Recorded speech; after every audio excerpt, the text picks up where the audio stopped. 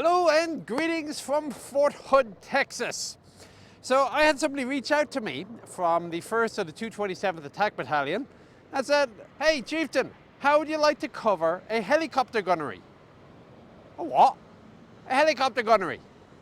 What, you mean those things that aren't tanks and that kind of get repels from the ground? Yeah. Okay, well, I've always advocated that we are an all-arms combined force, so why not go and see how the other half live? So over the course of the next little while, I'm going to be taking you around some of the activities that go behind an aviation gunnery. And because you don't really need to see repeated footage of helicopters firing rockets, because you can get that anywhere, we're actually going to focus a lot more on the behind-the-scenes stuff. Yes, the pilots, will interview the pilots, but I also want to show you everything else that goes on behind. So stay put and let's see if we can learn something about those flying things. Okay, and we are going to start off with maintenance. I am standing in front of Staff Sergeant Gladden and a helicopter with lots of missing pieces. So first question, you are obviously a mechanic or in that maintenance field. What actually is your job? I'm a 15 Yankee, so Apache Armament Avionics Electrical Systems Repairman. My current job is the Protection Control in CIC for 1st Battalion. All right, so you're not actually a wrench turner per se now, you're in an administrative position. Absolutely, I'm more the maintenance manager for the entire battalion. So how many aircraft do you have? We have 24 currently, 12 on ground. And does that include the fixed-wing UASs or the helos? I do not deal with the fixed-wing UASs. The only reason you see one in our hangar today is because of a static display going on tomorrow. Ah, fair enough. Yep. Okay, so I believe in the aviation world, and again, tanker here, there's a theory that the aircraft belongs to the crew chief and the pilot just borrows it. That's absolutely correct, coming from a maintainer standpoint. So who actually signed on the property book? Signing on the property book is the platoon leaders. So with the battalion commander owning every single one of the aircraft, the platoon leaders for that company has signed the property book for their 6 Apaches. And then that gets sub-hand receipted to the crew chiefs or to the crew pilots? Chiefs are never actually signed for the aircraft, but you better believe it's their baby. Okay, so for every flight hour of operation, how many man-hours of mechanics do you need? It has been rumored that the Apache will be about 10 hours of maintenance for about every hour of flight time. And we're currently seeing that right now with these trends and these older airframes that we have. And is that just the routine maintenance, or are you also including annual services, semi-annual services? Scheduled in and unscheduled maintenance. Right.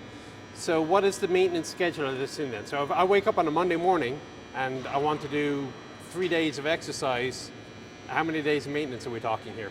So every 14 hours, every 14 days or 25 flight hours, we do what's called a PMS. We're going over the entire aircraft, checking the areas that are known to break or known to crack, just kind of a preventive maintenance service.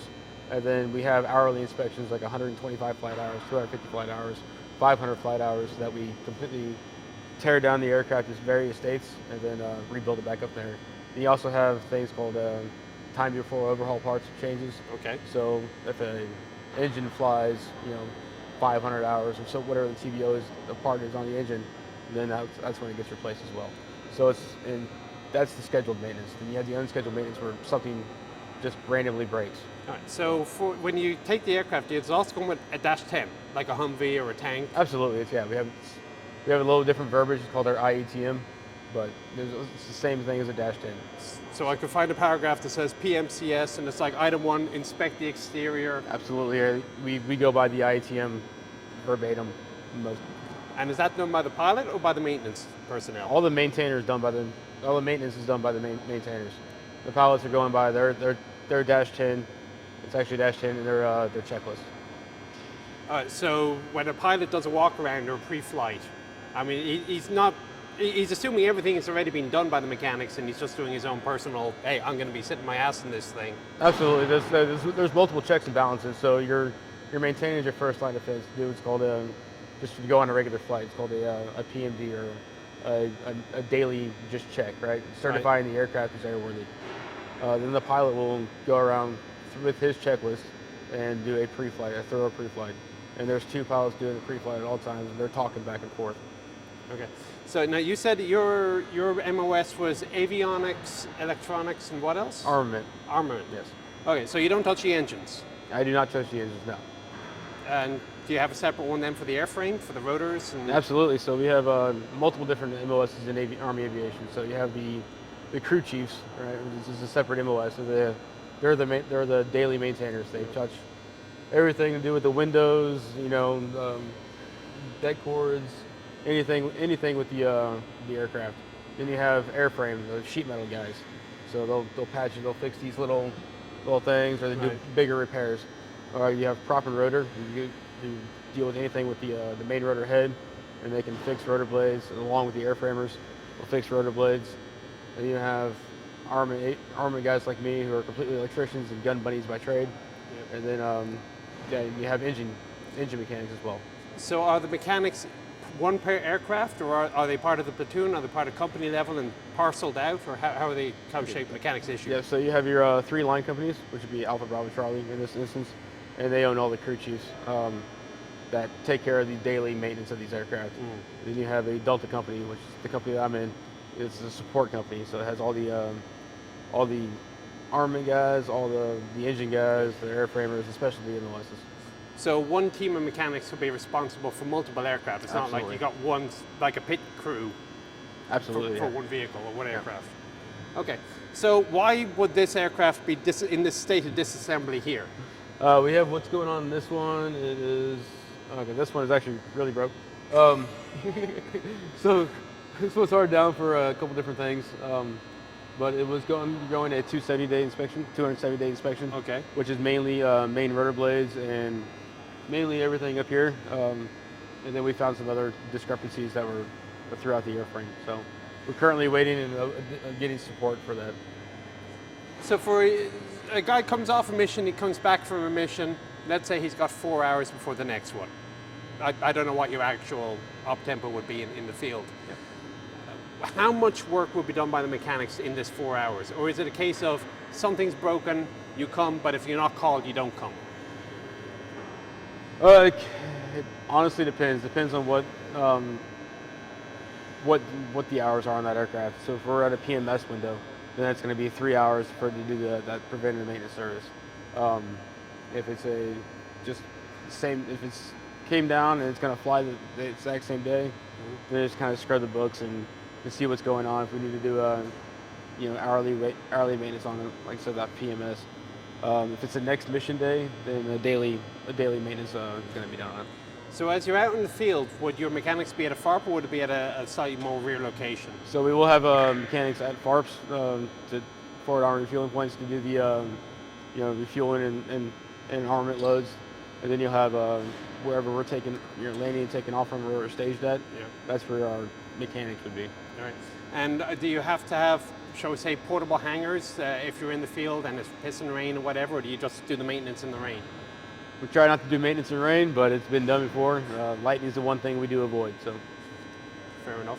So how long is mechanics school? I take it it's at Fort Rucker. No. So no?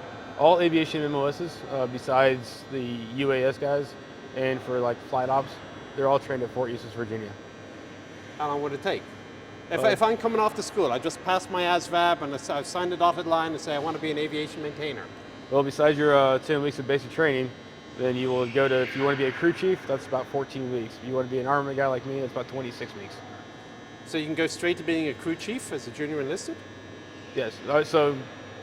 Okay, because I'm thinking crew chief is like an E7. No. Okay, once you're trained as a 15 Romeo Tango uniform, 15 Romeos are the guys that work on the Apaches. That's about a 14-week school, right? 14-week AIT. Then you come to your unit. Usually what happens is you'll go to a Delta company, to learn your chops and get your skills up, right? Because AIT is only teaching really the basics. Once you get to a unit, if you're good your crew chief, you got your chops up, you'll probably go to a line company. And we're saying crew chief not a head, but the crew chief as the aviation maintainer for the aircraft. Okay, so they would fall. Let me figure out the best way, because I'm not really grasping this from the tanker perspective here.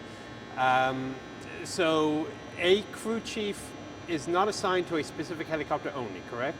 Not currently, no. Okay, so you'll have this E4 or E3 is the crew chief for the different aircraft, So what are his responsibilities in that case as an E3?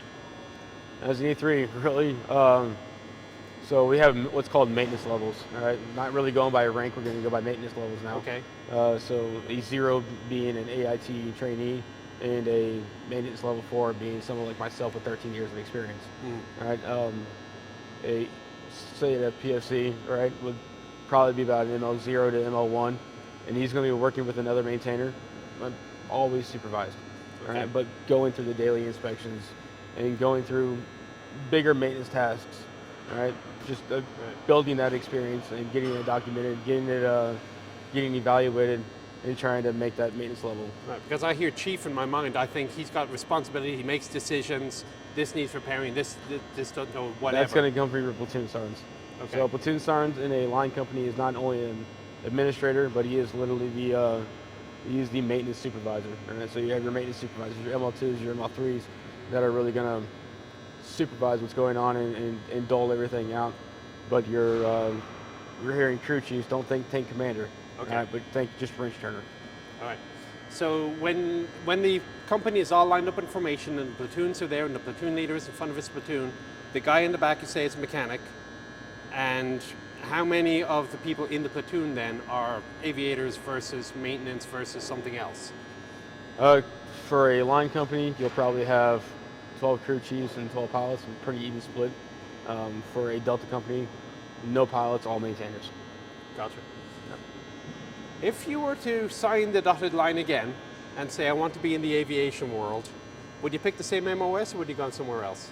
So I would do it all over again. However, my first MOS was not with Apache, so I was a Kiowa guy originally. So I worked on Kiowas for the first 5 years of my career. And then the Army divested of the Kiowas, and I came over to Apaches. Do it all over again. Absolutely. So if you were to sign for aviation maintainer, where could you be posted? It depends on where the aircraft they are. So not every place has Apaches, so right now you got Fort Hood, you got Fort Bliss, Fort Apaches, Fort Drum, New York. You can do rotations to Germany. Obviously, you do have rotation to Iraq or Kuwait or Syria. Fort Carson, Colorado, Fort Bragg, North Carolina, Fort Campbell, Kentucky, or you could be at one of the training places, Fort Eustis, Virginia, which you get more senior in rank, or Fort Rucker, Alabama. Do they ever take you up for a spin?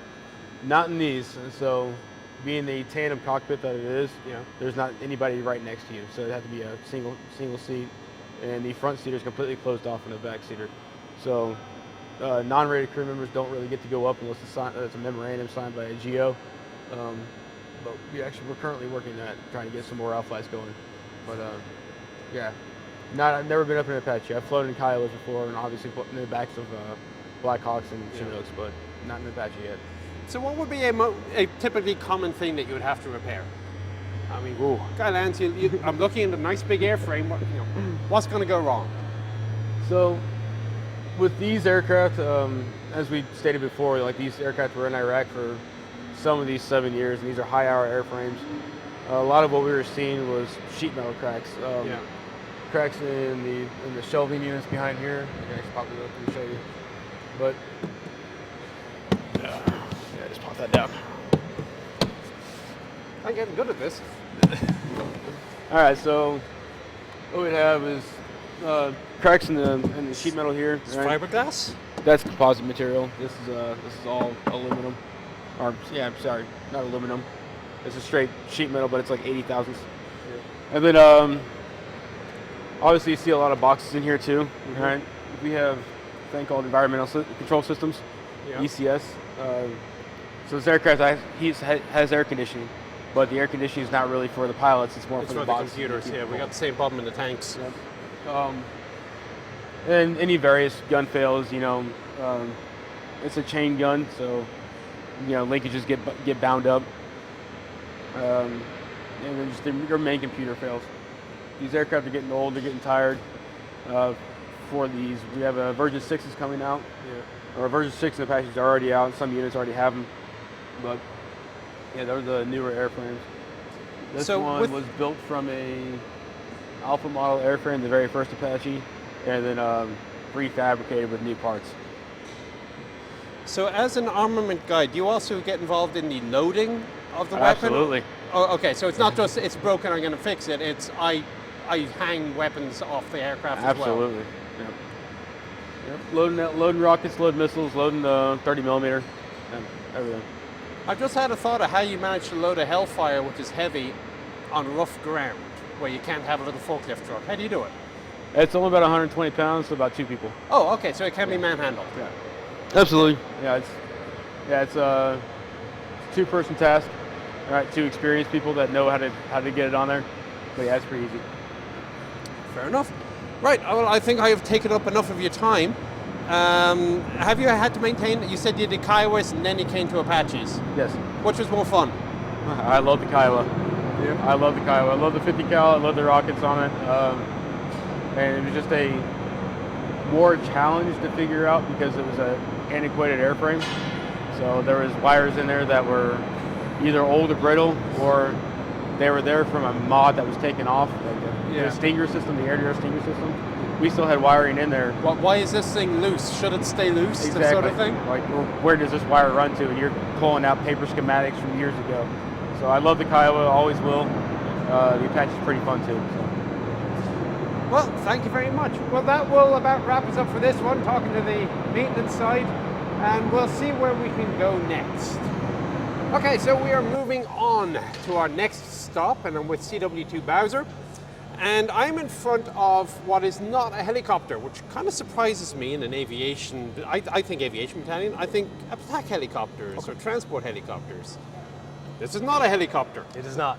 What is it doing here? So this is an MQ-1 Charlie. This is embedded into the Attack Battalion. As far as administrative, we are a division level asset.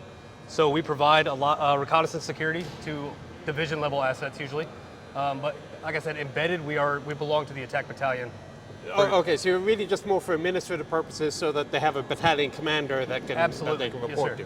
Yep. So if the Attack Battalion is off doing operations, you're not directly supporting the Attack Battalion? We don't usually. Usually we go off on our own. We go, recently we were in Iraq, we did actually go with our battalion. So our battalion was up north compared to where we were. We did operate alone for the most part with a little bit of battalion support, but administratively, like usually within home station is when we actually fall into those battalions. Okay, so commonly, Grey Eagle, I don't know the difference really. How would I know if I'm looking at a Grey Eagle, a Predator, or a Reaper, or anything else like that? So as far as the Reaper and the Predator, I can't give you a lot of stuff on those. Those are Air Force assets that I'm not super familiar with, but I know as far as us for the UAS that the Army owns is we have a very much smaller RQ-7, which performs some of the same stuff, but not quite as much. Yeah. And then even smaller, the actual small assets, so the Ravens and stuff of that nature.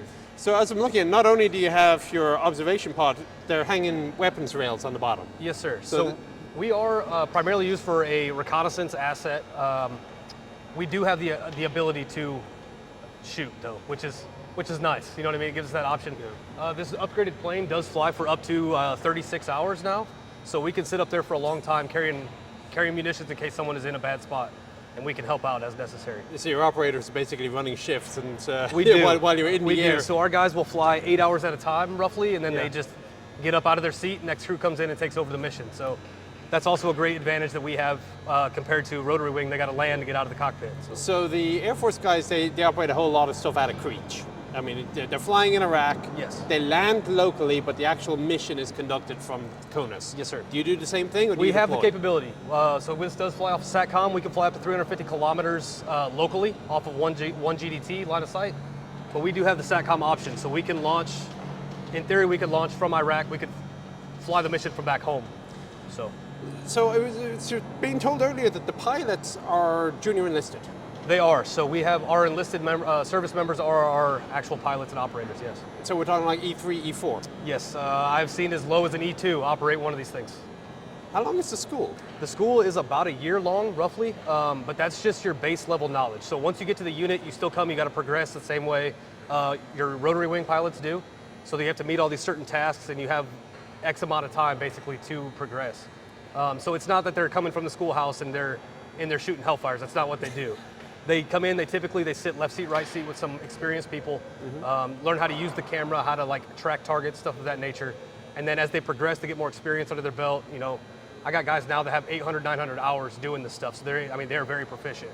And do you have to have an actual pilot certificate from the FAA to operate this? They do ground school, so they have to do the ground school to be able to operate this thing, but they don't go through, like, I don't think they go through a full FAA kind of class. But they got to talk to, but actually if you're operating this thing by satellite, how do you even talk to air traffic control? So this does have radios installed in it as well, so we can communicate from our system through those radios down to the local area, you know what I'm saying? Yeah. So like I said, we do have 3 radios in here. We do a big thing for us is retrans as well. So troops on the ground, you can talk to the airplane and then it comes out of the other side of the airplane. It's just range extending, or we can change frequencies as well. So it's very convenient. Okay, so I see that they've got big containers here. There's a massive container back there. It seems to indicate that this thing, you just you unbolt it, you fold it up, and you ship it. You do, yes sir. So the wings come off, as you can see, the wings and the prop that they're putting on back there now, that comes off. The common sensor payload will come off. We fold the legs up and it goes right inside that coffin. And then all the components itself, the wings and stuff, they stack on top of the plane in that box, and that's how we ship it. So you can put like 2 or 3 of these on the back of a helmet? Oh, you said a helmet? No, so we PLS, can do no? one. Oh, okay. Yeah, so because of how big it is, we use a flatbed trailer. We can move one at a time. There are assets that can move up to 2 at a time, but for when we move ourselves, we do it 1 at a time. Okay. Per trailer. So on deployment, I think of myself in a division, I'm out in the field, literally in a field. Mm-hmm. The helicopters, okay, they can land a nice open area or a parking lot or whatever. This presumably needs something more of an infrastructure. Absolutely. So this needs an actual airfield. We need a big runway to land this plane. Like our smaller UAS, it can land technically in a field that's somewhat level. This cannot. This needs a real runway. So you could technically be assigned supporting the division whilst physically being outside of the division's AO. Absolutely. That's typically how UAS in the Army operates. We are usually alone and very unafraid when it comes to the war. You know what I mean? We do usually have some kind of security details that are attached to us because we have bare bones crews. We have enough to operate and maintain the aircraft. We don't have that many people. You know what I mean? So. But yes, we do generally operate away from the flagpole, I guess you could say. Yeah. So going back to your 19, 20-year-old crewmen, do they do the landing as well, or is it like the Air Force that you hand off to? It's an automated system, so basically they'll fly it into a specific window, and it'll basically come land itself once it hits a certain altitude. Oh, that's convenient. So then if there is cheating, but it's convenient. Right. I mean, safest mode of flight, right? There's no human touching it. So once they hit that certain altitude, it does itself. If the system thinks that it can't land safely, it's going to wave itself off. It's going to go back in the air. You grab controls and you bring it around again. So it's a very, very smart system. Like it's awesome. What sort of crosswind could it take then? 26 knots. That's not bad. Okay, so I'm here because the unit's doing a gunnery. Do you have any part in this gunnery? Do you fire Hellfires at all? So we don't fire Hellfires at home station. No. We're working on the paperwork to try and get our guys that ability to fire out here, but that's the biggest thing we're using during the gunnery is that common sensor payload. So we can laze targets as well for the Apaches. So if they are farther away and we have a good line of sight, we can put our laser on a target and they can shoot for us. And is that part of the gunnery table? It is up to table 12 if you go up, once you get to those advanced gunnery tables. So what we're doing now though is we are providing comms to them. We're doing their cherry ice calls, stuff of that nature for the airfields and what they're attacking as well. So we are playing a role in it. We're just not actually pulling the trigger and shooting missiles. So as they've been there all week, because this is 36 hours, you've had somebody flying around pretty much constantly. Yes, so we have 7 or 8 of these back at our hangar right now. And yes, we do. We launch one in the morning. It stays up for 24 hours, and then it comes back and lands. We put another one right back up. We are launching a couple in between that as well, just for our guys doing training, nothing supporting the battalion. But yes, we have one plane that goes up and supports them for 24 hours, comes back, lands, refuels, goes back up the next day. The guys you have doing the work right now, the mechanics, yes. Are they also the pilots as well? They are not. Okay. Nope, so these guys are qualified. So if you see behind me, I have 115 Golf, which is my airframe repair. So if we damage something on this aircraft, he can fix it right on site. The rest of them are all mechanics. So their job is to put it together, make sure the maintenance is up to date and complete, and then my guys are also serve as the crew chiefs, so getting it off the ground into the air. But it's a different MOS to the helicopter mechanics, or just an ASI? It's completely different. Different MOS? Yes, sir. So if somebody out there is 19 years old and has this brilliant idea, he wants to fly Grey Eagles for the Army, what's the MOS he wants? He needs to be sign up to be a 15 Charlie. 15 Charlie? Yep. It's a Grey Eagle operator. you have to be fully color capable? Can you have glasses? I believe you have to. You can have glasses. I believe. I was not an operator myself. I was actually a maintainer, so it's just they have a lot more rules than I do. You know what I mean? So. Did you start on UASs as well? As I did not. I actually was fixing MVGs and computers when I first joined the Army 15 years ago. So. What possessed you to decide I want to go repair aircraft? I was talking to a buddy. He said, "Hey, they got this new UAS thing." I said, "All right, let's go check it out, man." Like we switched. So. Any regrets? No, I love it. I was actually just talking to a couple of my soldiers the other day. You know, I'm getting close to that retirement part, but I'm not ready to be done. So, you know, I think I got another 10 years in me at least. So. And the maintainer schools at Eustis as well? It is starting to move over there now. I know that in the past, it's always been at Fort Huachuca down in Arizona. That's where the operator school and maintainer school was. I know they're moving the extra schooling, the ALC and the SLC for the NCOs, they're moving that to Eustis now. So I believe the future plan is to move it. I never thought of that. I mean, as an ISR asset, I guess technically the pilots are MI branch? They are not. So they are aviation. Long time ago, before this was an actual MOS, it was MI, and it was MI controlled for the most part. So they all have to have a TS, or do they not look at the footage at all, and all they do is fly the aircraft? They need a secret to operate this. And then the TS stuff that can come off of this plane, we don't see it. It all gets pulled by the PED teams in the MI world. So you basically get told, we want coverage of this grid, Absolutely. Make it happen, but you don't know what happens once you're there. Right. So, I mean, we know from what it can do, then they got your PED teams that are going to pull that information, and they're going to build whatever packages they need to build off of that we don't know about. But yes, we get directed by the collection manager and stuff that they want this stuff covered. We go cover it, and we provide as much as we can. There you go. Yep. Good Exactly. luck. Okay, that makes a bit of sense. How much does this thing weigh? So the new plane is 2,700 pounds roughly, dry weight without any fuel, but this thing can hold up to 1,000 pounds of fuel. So. Okay. So it's sensors, Hellfires. Can it carry anything else? Not right now.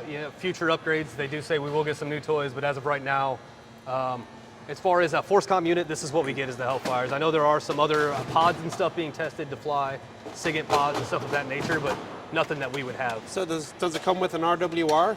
I mean, obviously you would think this is the sort of thing for a permissive air environment, but I presume in reality it's designed to operate in high intensity. It is, and this thing can fly up to 25,000 feet. So yes, there are things that can reach out and touch us at 25,000 feet, but not as many. Yeah. Especially compared to our And brethren you down hope the Air Force is dealing with those ones. Absolutely. So we're up there. We can fly up to that 25. They can get, Air Force can get higher than that as well. So it all kind of balances out with based on what we think the threat is in the area versus what we're going to fly and where we're going to fly it. If that makes sense. And it's, shall we say, commander's decision how much risk they want to take with the aircraft versus we what look they at can get out that, of it. very intensely before every flight of what is that risk, where are we going to be flying, and we have a Excel document basically that's we put every known factor that we can into this planning process, and that's what gives us our risk, and then that's what level of command it has to go to approve that mission for us to fly it. Gotcha. Right, I think I've about run out of questions. Is there anything about this that you really want to put out there? Do you think people have a myth about or they don't understand? No, I mean, for the most part, it's a great airframe. I think it's definitely got a future. It's going to stay. It's not going anywhere. And personally, I could see it taking over eventually, permanently. You know what I mean? So it does a lot. So you're not popular with the helo pilots then? Probably not, but I got to support my job, so. But no, overall, I think it's a great asset, and it's awesome to have it. You know what I mean? That's something in our corner, I guess, for the Army to use, which is great. Right, fantastic. Chief Bowser, thank you very much. I'm going to go hassle somebody else now. All right, sounds good. Thank you. Right, much obliged. Hiya, how are you? Good. Congratulations on getting plugged in and put in front of a camera. Oh, yay. Thanks, Chris.